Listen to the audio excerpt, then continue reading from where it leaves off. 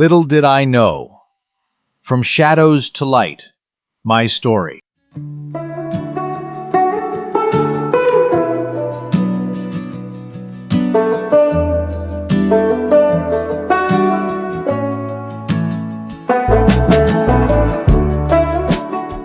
Chapter 2. The Turbulent Teenage Years. Adolescence arrives not as a gentle transition, but as a torrent, sweeping David into a world of new freedoms, risks, and revelations.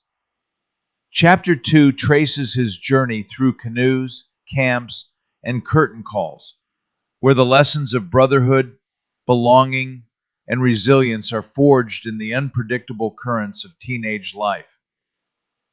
Through triumphs and turbulence, David begins to discover the person he is becoming, shaped by both the shadows and the light of these formative years.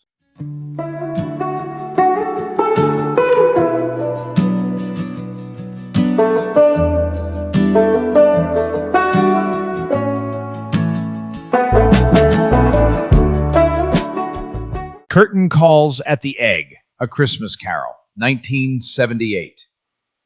After the high school run of Oklahoma and my own private emotional overture, I stepped into a new role. That winter of 1978, I joined my sisters Debbie and Doreen in ushering a month-long production of A Christmas Carol. The production was sponsored by the Cohoes Music Hall, but staged at Albany's new Empire State Performing Arts Center, a futuristic landmark already known by its affectionate nickname, The Egg. To step into that building was to step into a vision of the future, its curved walls rising from the plaza like something sculpted out of another era, a concrete spaceship set down in the capital city. Inside, however, it was warmth that reigned.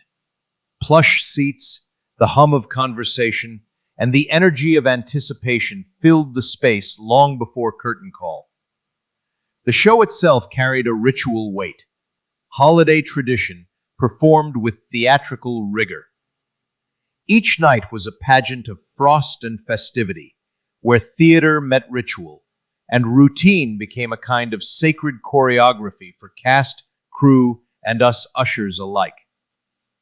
John Ashton played Scrooge, and he carried the role with marrow-deep conviction. From my vantage point along the aisle, I watched, night after night, as bitterness melted into humanity, as the ghosts peeled back the armor of a man hardened by greed. The transformation was never mechanical, never rote. It was alive. Even when I thought I had memorized every inflection, each turn of phrase, there was a freshness that made the redemption feel newly earned. My own role was quieter, passing out programs, guiding patrons to their seats, and standing sentinel during the acts may have seemed trivial to some, but to me, it was a duty laced with pride.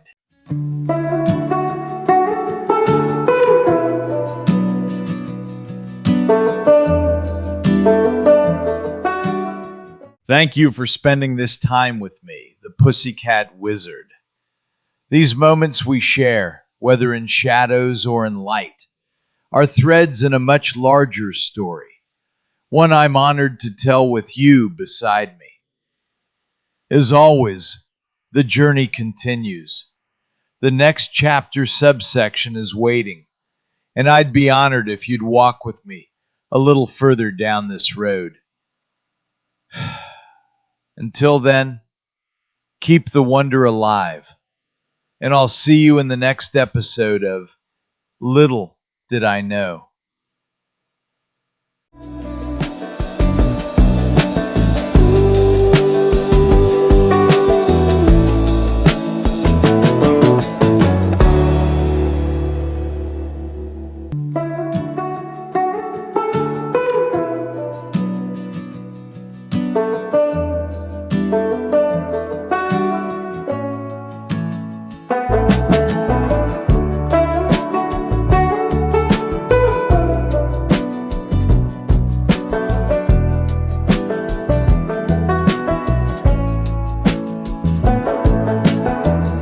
In the quiet of my mind, a tempest rages. Mother's convictions, the script of ages. Her voice a beacon in the fog of my prose. David, she chides, in secrecy it goes. Beneath my breath, a silent plea. Mother, I hear you, but can you hear me? Your Savior, your faith you implore, I embrace. Yet within, I wrestle with my own grace. Torn between the divine and my truth. A son's love, a personal sleuth. Have you surrendered? You persistently ask. In your version of Jesus, should I bask? Jane, your call for aid. He's different, you say, a label pre-made. In your eyes I see the fear of a son's path, not straight but queer.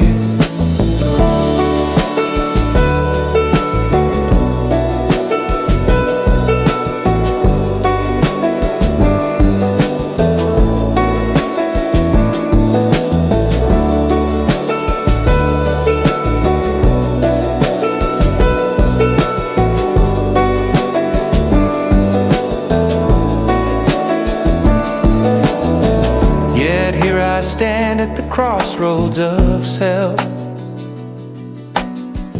My identity not just a book on the shelf. Mother, your love I'll always hold dear, but my journey is mine. Let this be clear.